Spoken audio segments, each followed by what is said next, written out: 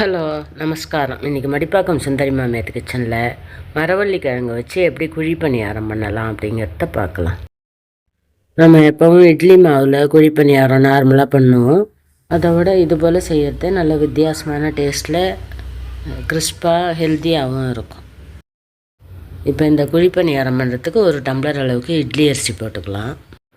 ஒரு 1/4 டம்ளர் அளவுக்கு பச்சரிசி போட்டுக்கலாம். ஒரு 1/4 டம்ளர் அளவுக்கு துவரம் பருப்பு, 1/4 டம்ளர் கடலைப்பருப்பு.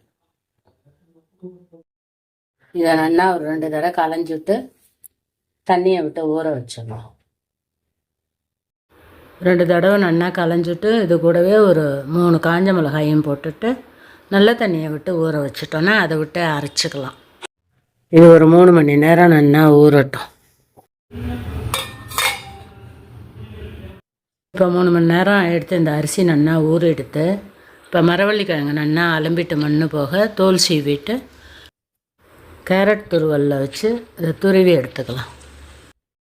இந்த அளவுக்கு மரவள்ளி கிழங்கு துருவல் இருந்தால் போதும். நான் சின்ன டம்ளரில் தான் ஊற வச்சேங்கிறதுனால இந்த அளவு போட்டால் போதும். எந்த டம்ளரில் அரிசி எடுக்கிறோமோ அதே அளவுக்கு இந்த மரவள்ளி கிழங்கு துருவலும் போட்டுக்கலாம்.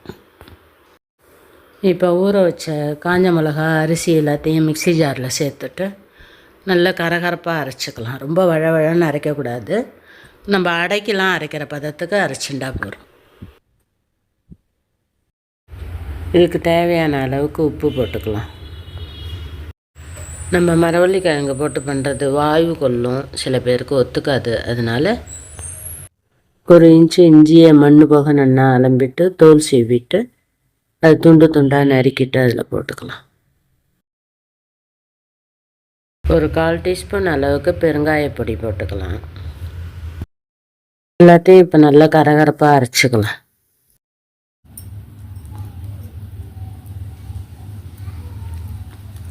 இந்த அளவு அரைச்சின்ட்டு நம்ம இந்த கப்பால் ஒரு 1.5 கப்பு அரிசி போட்டோம். அதே அளவு கிழங்கு போட்டுக்கலாம். 1 கப்பு இட்லி அரிசியும் 1/2 கப்பு பச்சரிசியும் போட்டோம்.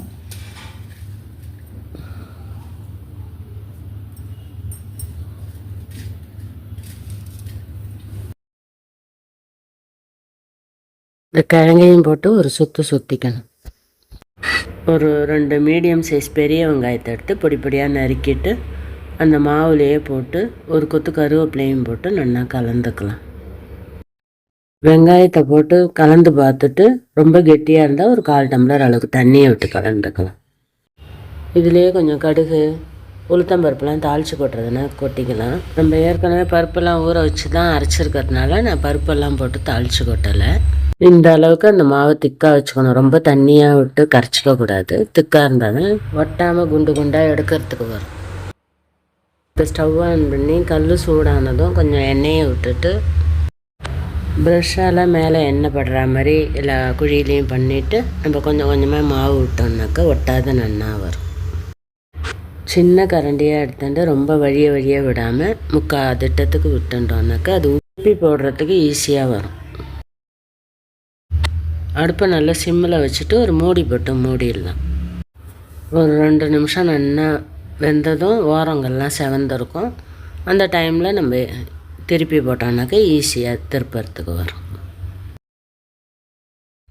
இது போல் நல்லா செவந்ததும் எல்லா பணியாரத்தையும் எடுத்து திருப்பி போட்டுக்கலாம். எல்லாத்தையும் திருப்பி போட்டுட்டு அடுப்பை சிம்மிலேயே வச்சுட்டு மறுபடி ஒரு 2 நிமிஷத்துக்கு அந்த சைடும் வேக விட்டு எடுத்துட்டோம்னாக்கா நல்ல டேஸ்டியான குழி பணியாரம் ரெடி ஆகிடும். இது மரவள்ளி கிழங்கு வச்சு செய்யறதுனால உடம்புக்கும் ரொம்ப நல்லது, ஹெல்த்தியானதும் கூட. மேலே நல்லா கிறிஸ்பியாக உள்ளே சாஃப்டாக இருக்கும் அந்த குழி பணியாரம். இது போல் நீங்களும் செஞ்சு பார்த்துட்டு எப்படி வந்ததுங்கிறத கமெண்ட்டில் சொல்லுங்க. லைக் பண்ணுங்க, ஷேர் பண்ணுங்க, சப்ஸ்கிரைப் பண்ணுங்க. தேங்க்யூ ஃபார் வாட்சிங்.